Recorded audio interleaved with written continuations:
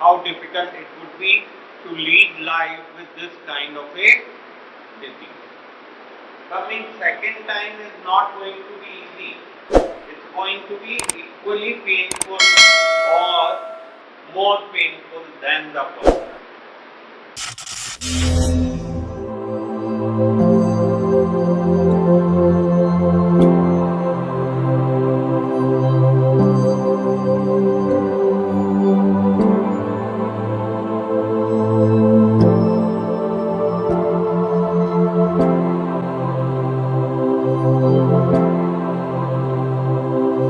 Why we get relapsed? यहाँ से हमने स्टार्ट किया था. Can we maintain our well-being? और फिर मैंने आप लोगों को कहा था कि नहीं भाई ये तो एक क्रॉनिक प्रोग्रेसिव डिजीज है, रिलैप्सिंग फेटल डिजीज. फिर उसके बाद में हम लोग यहाँ पे आए.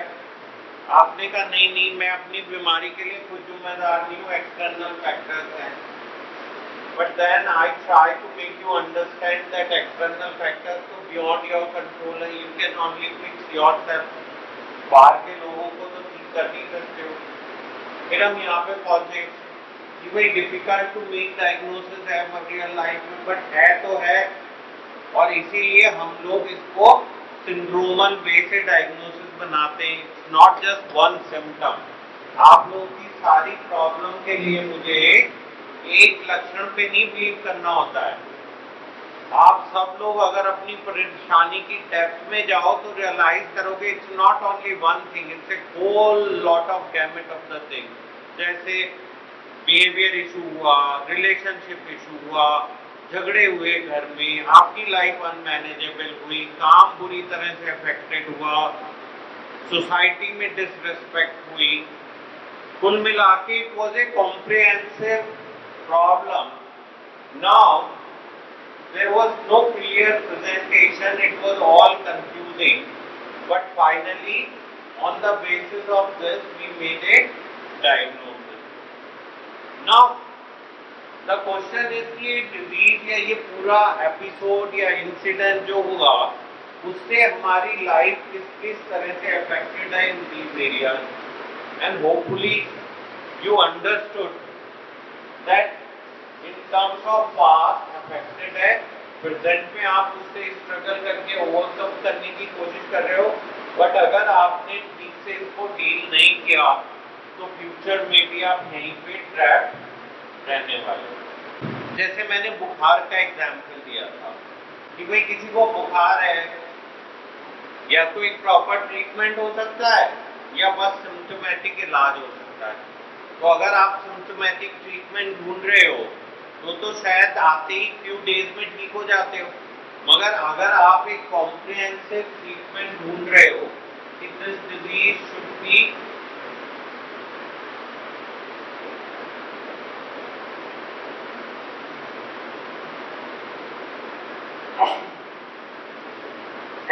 these things what you require to do.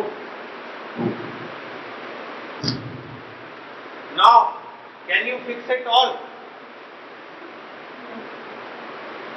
That means you will keep relaxing.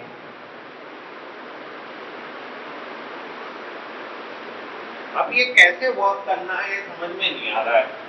तो मैंने कल आपको कहा था कि भाई पास्ट को थोड़ा समझने की कोशिश करो. तो हमने आज यहाँ पे स्टार्ट किया कि भाई या तो हम ठीक है और हमारा ये बिहेवियर इशू ही था, तो हमें शायद अपने बिहेवियर में बदलाव लाके अपने आउटकम को बेटर करना है कि उस तरह का बिहेवियर रिपीट नहीं करें, या हम बीमार हैं. एंड अगर हम बीमार हैं तो what is going to be the outcome? Can we fix it? If no then how to live with it? भाई जीवन भर उसी के साथ, उस डिसेबिलिटी के साथ जीना पड़ेगा ना. जैसे अगर किसी को डिप्रेशन है तो उसको डिप्रेशन के साथ जीना पड़ेगा, बार बार अटैक आएगा. किसी को ओसीडी है वो बेचारी बार बार परेशान होएगी. किसी को बाइपोलर है वो बार बार आएगा. स्किज़ोफ्रेनिया है बार बार बीमार होएंगे. नाउ चलो तुम तो जीना सीख गए, बट अदर क्या तुम्हें एक्सेप्ट कर लेंगे? क्या तुम्हें मान लेंगे कि यार ये आदमी बीमार है, ये तो ठीक ही नहीं होगा? जैसे मैं यहाँ पे फैमिली को समझाता हूँ जी, इसको तो लंबे इलाज की जरूरत है, इसको तो ये जरूरत है, इसको तो वो जरूरत है, क्या वो मान लेते? What is the kind of emotional reaction they have? वो आपकी कोई भी तो बात मानने को तैयार नहीं है, छोटी छोटी बात पे रिएक्ट कर रहे हैं, कह रहे हैं यार why we should agree, you have to change. वो ऐसा सोच रहे हैं कि यहाँ पे लेके आए हैं तो जैसे वो आयरन की वो होती है ना furnace, so you are putting in the furnace all the iron, you melt it and you mold it the way you want, you know all this। एक आयरन की फर्नेस होती है, उसमें सारा जंग डाल देते हैं, उसको मेल्ट करके सरिया बना लेते हैं, जो भी बनाना चाहते हैं वो बना देते हैं। तो आपकी फैमिली तो आपको यहाँ पे क्या सोच के लाई है, दैट यू आर हेयर, यहाँ पे मैं आपको मेल्ट करके अकॉर्डिंग टू फैमिली मोल्ड बना के भेज दूंगा। Do you understand what I am saying? Now is that going to happen?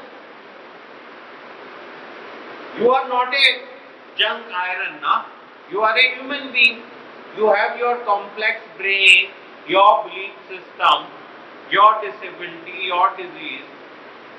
Now, इन सबको कैसे फेस करोगे यार? Are you prepared?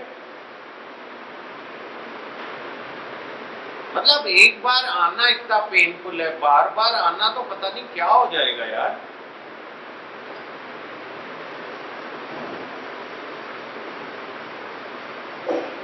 आप लोग कहते हो जी अगर इस बार नहीं ठीक हुए तो अगली बार ले आना, यार इस बार ही कर लो ठीक, अगली बार क्या हो जाएगा? अगली बार और भी ज्यादा शुरू से स्टार्ट करना पड़ेगा। We are trapped in this cycle and we keep facing the front of this cycle, and I wish this time we don't face the same thing again. मैं तो चाहता हूं कि दोबारा से आपको इस सिचुएशन में ना आना पड़े और ये फ्रंट दोबारा से फेस ना करना पड़े, वरना तो फिर पूरा साइकिल रिपीट होगा, फिर वही पेन, फिर वही ट्रॉमा, फिर वही विकल। How difficult it would be to lead life with this kind of a disease. Take complete treatment, fix yourself, know how to deal the future, because coming second time is not going to be easy. It's going to be equally painful or more painful than the first time. हर बार आना उतना ही मुश्किल होता है और उतना ही painful होता है और उतना ही डिफिकल्ट होता है, चाहे हम 2 दिन बाद आए, चाहे 2 महीने बाद आए, चाहे 2 साल बाद।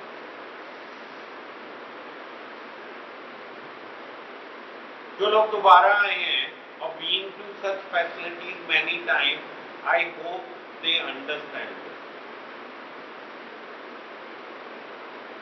It looks very easy to postpone and pass it on for the next time, but I think it's better we do it now. Now इस क्वेश्चन का आंसर लिखो कि हमें what all we can do to improve our chances of recovery. Why don't you agree to whatever I am saying?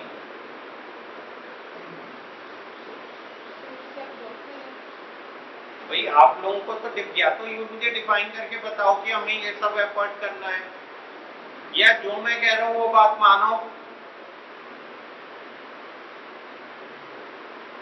तो आप सब लोग इसके बारे में सोचोगे नेक्स्ट 24 आवर्स कि हम यहाँ रहते रहते क्या एफर्ट कर सकते हैं, which will help us in recovery, and we will discuss it tomorrow.